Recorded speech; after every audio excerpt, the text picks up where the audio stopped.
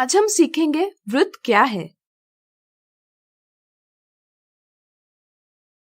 चलिए एक गतिविधि करें। हम एक पेंसिल लेंगे और इसे धागे से बांध लेंगे। धागे का दूसरा सिरा कागज पर एक स्थान पर निश्चित कर और धागे को खींचा हुआ रखकर अगर हम पेंसिल से आकृति बनाएं तो हमें एक वृत्त यानी सर्कल प्राप्त होगा। चूंकि हमने धागे की लंबाई समान रखी है, इसलिए हम कह सकते हैं कि वृत्त के सभी बिंदु इस निश्चित बिंदु से बराबर दूरी पर होते हैं। वृत्त के कुछ और उदाहरण हैं सिक्का, पहिया, रोटी, चूड़ी इत्यादि। अपने आसपास देखकर क्या आप वृत्त के कुछ और उदाहरण दे सकते हैं? प्रयास कीजिए। वृत्त एक बंद वक्र है जिस पर स्थित प्रत्येक बिंदु एक निश्चित बिंदु से बराबर दूरी पर होता है। निश्चित बिंदु कहलाता है केंद्र यानी सेंटर। दी आकृति में बिंदु O वृत्त का केंद्र है। ध्यान रहे किसी भी वृत्त को हम उसके केंद्र से पहचानते हैं। केंद्र से वक्र के किसी बिंदु तक की दूरी कहलाती है त्रिज्या यानी रेडियस। या हम कह सकते हैं कि केंद्र को वृत्त पर स्थित किसी बिंदु से जोड़ने वाला रेखाखंड त्रिज्या है। जैसे दी आकृति में रेखाखंड OA केंद्र O और वृत्त पर स्थित बिंदु A को जोड़ रहा है, इसलिए वृत्त की एक त्रिज्या है। अगर हम वक्र पर कुछ और बिंदु लेते हैं जैसे B, C, D, तो ये सभी बिंदु O से उतनी ही दूरी पर है जितनी दूरी पर O से A है। यानी कि हम कह सकते हैं कि OA बराबर OB बराबर OC बराबर OD है। इसलिए हम कहते हैं कि वृत्त के वक्र पर प्रत्येक बिंदु केंद्र से बराबर दूरी पर होता है। यहाँ एक और खास बात है।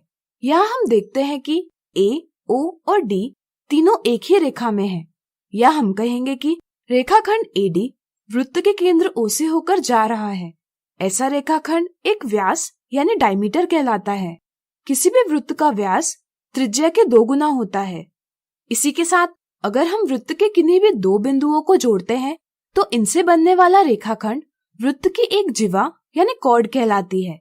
जैसे यहाँ AC, AB, BC, BD इत्यादि सभी रेखाखंड जिवा है। चूंकि व्यास वृत्त के 2 बिंदुओं को जोड़ता है, इसलिए यह भी एक जिवा है। अब वृत्त के A से लेकर B तक के भाग को देखिए। वृत्त के किसी भाग को हम उसका चाप यानी आर्क कहते हैं। जैसे दर्शाया गया भाग है चाप AB, जिसे हम इस प्रकार व्यक्त करते हैं। अगर हम AB को सरल मार्ग से जोड़े तो बनने वाला रेखाखंड AB और चाप AB मिलकर वृत्त का वृत्तखंड यानी सेगमेंट ऑफ सर्कल बनाते हैं। यानी कि वृत्त की एक जिवा और संगत चाप से बनने वाला भाग वृत्तखंड कहलाता है। लेकिन अगर हम A और B को केंद्र O से जोड़े तो त्रिज्या OA, OB और चाप AB से त्रिज्या खंड यानी सेक्टर बनता है। इस तरह से किन्हीं 2 त्रिज्याओं और संगत चाप से बनने वाला वृत्त का भाग कहलाता है त्रिज्या खंड। अगर हम देखें तो व्यास वृत्त को 2 बराबर भागों में विभाजित करता है। इनमें से प्रत्येक भाग कहलाता है अर्धवृत्त यानी सेमी सर्किल। इस तरह से यहाँ ABD एक अर्धवृत्त है। अगर हम बिंदु A से शुरुआत कर वृत्त पर चलते हैं तो कुछ दूरी तय करने के बाद फिर से उसी बिंदु पर आते हैं।